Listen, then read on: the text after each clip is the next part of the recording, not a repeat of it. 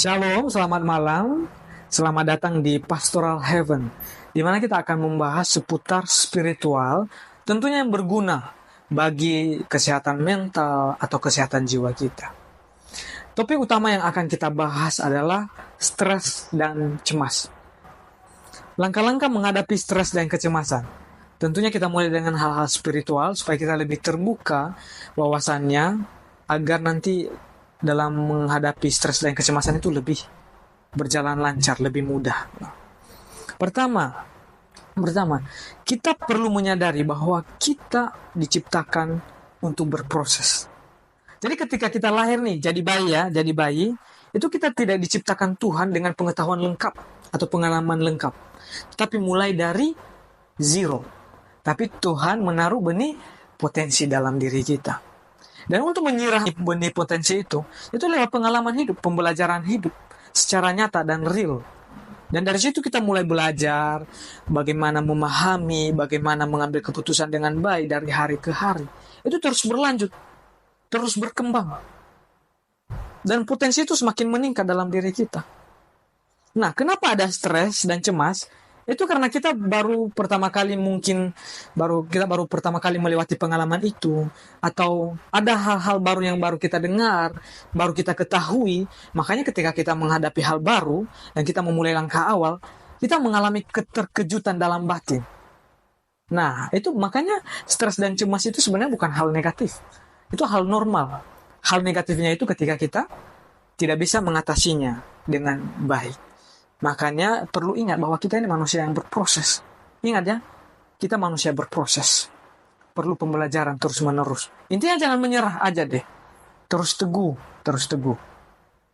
Kedua, sebagai langkah keduanya, kita mesti mengetahui dan menyadari.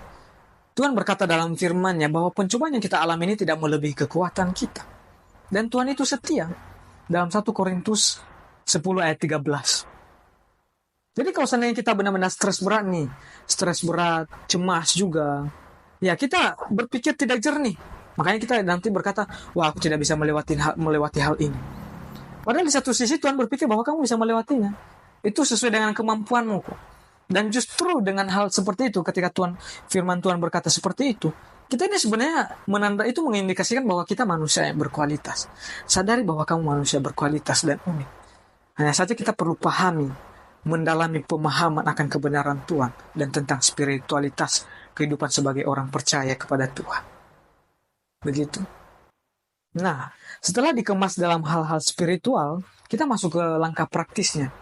Kita mesti kenali sumber kenapa kita bisa stres dan cemas. Mungkin karena hubungan keluarga, mungkin karena pekerjaan.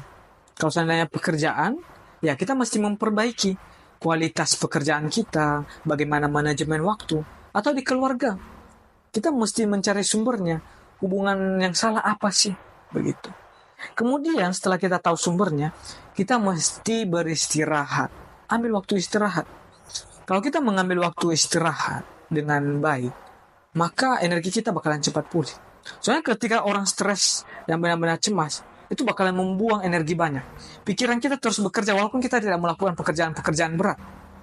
Dan itu menyebabkan kita lemas, dan setelah itu kehilangan semangat, setelah itu salah mengambil keputusan, dan bisa marah-marah. Makanya perlu waktu istirahat. Ketika kita benar-benar istirahat yang cukup,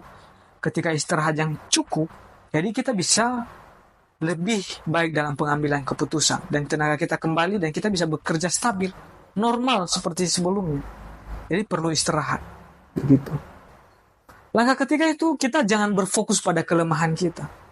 Ketika kita berfokus pada kelemahan, yakinlah bahwa kamu akan mengintimidasi dirimu. Makin mengintimidasi dirimu, pikiranmu terganggu. Ketika pikiranmu terganggu, pikiranmu menghantam hatimu. Dan itu membuat benar-benar tidak bisa mengendalikan diri. Sulit mengendalikan diri. Makanya jangan tenggelam dalam kelemahan. Kita fokus pada kelebihan kita. Apa kelebihanku? Apa keunikanku? Dan kita jangan membanding-bandingkan diri ke orang lain. Kamu punya keunikan yang tidak dimiliki oleh orang lain. Tempatmu tidak bakalan pernah digantikan oleh orang lain. Paham itu. Jadi kamu mesti percaya bahwa kamu manusia yang unik dengan kelebihan. Walaupun kamu punya kelemahan. Ya, wajarlah kita punya kelemahan, dan itu yang mesti kita perbaharui lagi. Begitu.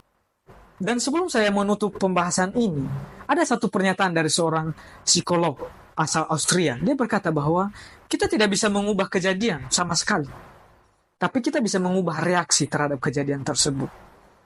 Jadi reaksi kita terhadap kejadian-kejadian yang kita alami, yang pasti kita hadapi, itu yang mesti kita ubah dan perlu kita latih. Reaksi kita yang perlu kita latih. Ingat bahwa Tuhan menyertai kamu, dan ingat bahwa kita ini manusia yang berharga dengan potensi yang besar, bisa mengatasi segala masalah.